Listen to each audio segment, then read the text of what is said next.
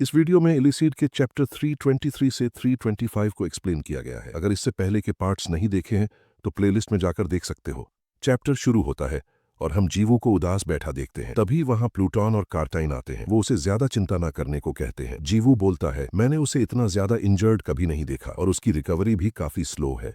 कार्टाइन कहता है, हाँ ये तो है कि वो काफी ज्यादा हर्ट हुआ है क्योंकि उसने टॉप 10 से फाइट की है और उस सिचुएशन में जहां दूसरे टॉप 10 भी उसे टारगेट कर रहे थे। और जैसा उसने कहा कि वो काफी फॉर्चुनेट रहा कि उसने अपनी जान ना गंवाई, सिर्फ सीरियसली इंजर्ड ही हुआ। जीवू बोलता है, हाँ मगर उसे काफी दिन हो गए हैं तो मुझे चिंता है कि वो ज्यादा रिकवर नहीं हुआ। तभी वो केडन को बाहर जाते देखता है और उससे पूछता है, तुम कहाँ जा रहे हो? इस पर केडन बोलता है, मैं थोड़ी धूप लेने जा रहा हूँ, और इतना कहकर वो वहां से चला जाता है। काफी देर बाद जीवू उसे ढूंढने जाता है। ये बड़ी अजीब बात है कि वो अब तक वापस नहीं आया और उसने आज पूरे दिन कुछ खाया भी नहीं। अब वो बाहर आता है और केडन वहीं बैठा होता है।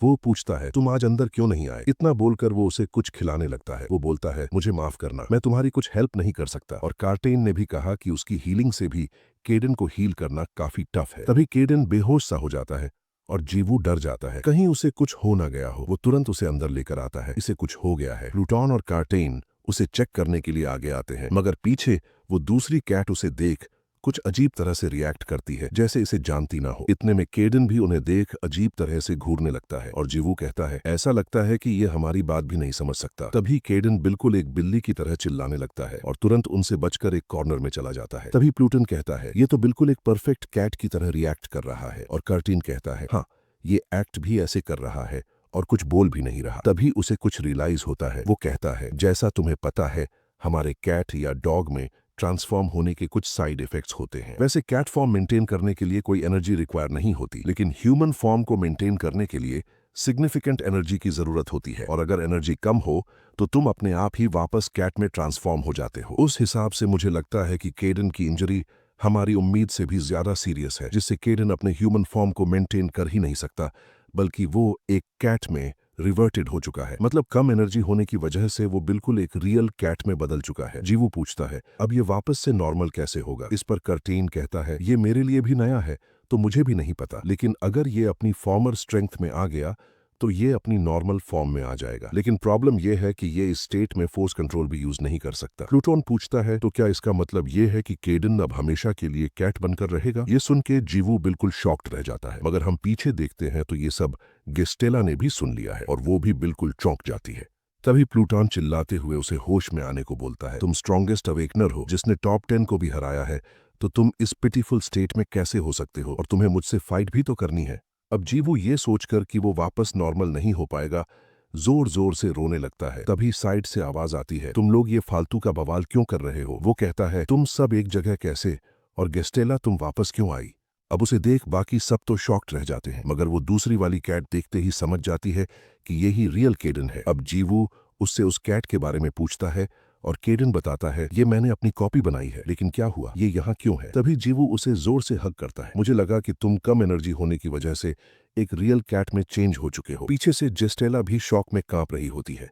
वो बिना कुछ बोले ही वहां से चली जाती है।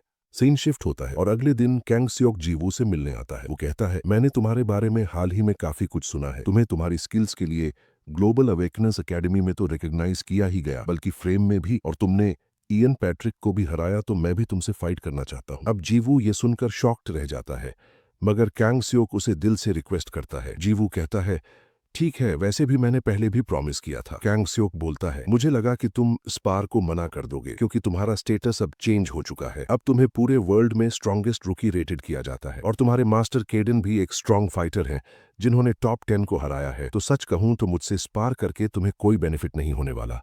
जीवू हंसकर बोलता है, छोड़ो वो सब, उसकी चिंता मत करो, मैं भी तुमसे स्पार करके बहुत कुछ सीख सकता हूँ। इस पर कैंग स्योक कहता है, अगर तुम चाहो तो हम आज ही स्पार कर सकते हैं। और जीवू कहता है, ठीक है, चलो आज ही करते हैं। सीन शिफ्ट होता है और हम जीवू और कैंग स्योक को फाइट करते देखते हैं। वो लोग फाइट के लिए शिन्हुआ की फैसिलिटीज यूज कर रहे हैं। साइड से जियोंग कहती है, कैंग स्योक ने फालतू की मूवमेंट को हटा दिया ताकि जीवू की स्पीड को मैच कर सके, लेकिन सिर्फ उससे ही वो जीवू की स्पीड को मैच नहीं कर पाएगा। उधर हम देखते हैं कि जीवू का पंच उसे हिट करता है और वो समझ जाता है कि जीवू की स्पीड ही नहीं बल्कि स्ट्रेंथ भी काफी इंप्रूव हो चुकी है। वो तुरंत ग्राउंड तोड़ देता है ताकि जीवू की स्पीड थोड़ी कम हो जाए और उसके क्लोज पहुंचकर उसे पंच मारने की कोशिश करता है, मगर जीवू हवा में ही डॉज कर उसे एक किक मारता है। उसे डिफेंड कर कैंग सियोक लगातार उसे पंच मारने की कोशिश करता है, लेकिन जीवू उन्हें भी डॉज कर देता है, मगर अभी भी कैंग सियोक को ज्यादा कुछ डैमेज नहीं हुआ है। अब वो कहता है, मैं बिना टाइम वेस्ट किए अपनी अगली टेक्निक में अपना सब कुछ देने वाला हूं। और उधर से जीवू भी उसे हेड ऑन लेने के लिए रेडी हो जाता है और क्लैश से उठी धूल हटने के बाद हम देखते हैं कि जीवू का फिस्ट तो डैमेज हुआ है, लेकिन कैंग सियोक की पूरी एक आर्म इंजर्ड हो चुकी है और ये फाइट जीवू जीत चुका है। साइन शिफ्ट होता है और अगले दिन प्लूटन जीवू को ट्रेन कर रहा होता है। वो उसे उसकी एंड्योरेंस पर फोकस करने को बोलता है, जितना हो सके उतना ज्यादा देर टिके रहो। वो थोड़ा और ज्यादा पावर एक साथ हिट करना शुरू करता है, जिससे जीवू दूर जाकर गिरता है। अब इस पंच से जीवू की आर्म टूट चुकी है और प्लूटॉन बोलता है, इस बार सिर्फ एक आर्म ही टूटी है तो तुम अच्छा इंप्रूव कर रहे हो। इतने में कर्टाइन उसके कंधे पर आकर बैठता है और उस पर चिल्लाता है, ये इंप्रूव करना कैसे बोल सकते हो, तुम सिर्फ इसकी बोन्स ही तोड़ते रहते हो। अब वो दोनों इस बात को लेकर बहस कर रहे होते हैं और जीवू वापस से कर्टाइन का फोर्स कंट्रोल यूज कर हील करने लगता है। तभी कर्टाइन केडन से कुछ बोलने को कहता है, मतलब प्लूटन को समझाने को बोलता है कि इसकी बोन्स तोड़ने से कुछ नहीं होगा। केडन कहता है, ये जिस तरह अटैक्स को हेड ऑन लेता है वो बिल्कुल स्टूपिड तरीका है, लेकिन अगर सिर्फ एक दो बोन्स टूटती हैं तो उसमें कोई गलत नहीं है, क्योंकि ब्रोकन आर्म बोन्स को रिकवर करके ये कर्टाइन का फोर्स कंट्रोल भी ट्रेन कर सकता है।